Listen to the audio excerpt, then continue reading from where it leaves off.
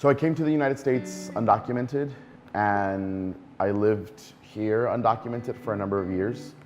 And then through a series of lucky accidents, I managed to not only gain permanent residence, but then also become a naturalized citizen. My name is Jesus Valles Morales, and I am a theater maker, I'm a writer, and primarily I'm a teacher. I do come from a mixed status family where many of my family members don't share the same citizenship status that I do.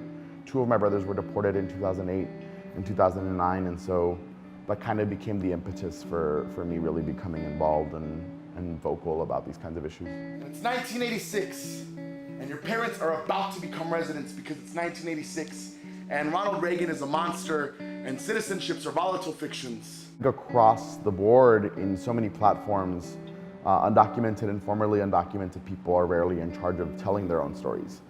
So Undocuments was really born out of a series of 5 poems that I wrote in 2016 in response to government forms and government documentation, because for the 31 years that I've been alive on this planet, I have had to constantly answer questions about my humanity to 2 different governments, and I've never had a chance to ask those governments questions back, nor receive responses from them.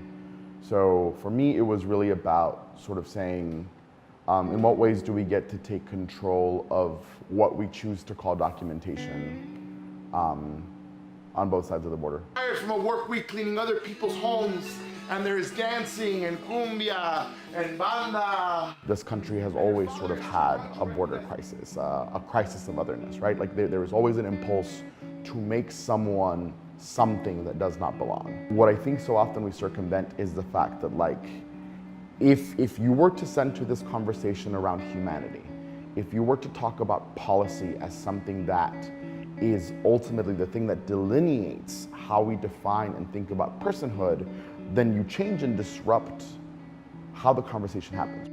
So I think one of the goals is to try to really think and create a language that challenges how we talk about immigration, that expands beyond immediate criminalization or immediate idealization.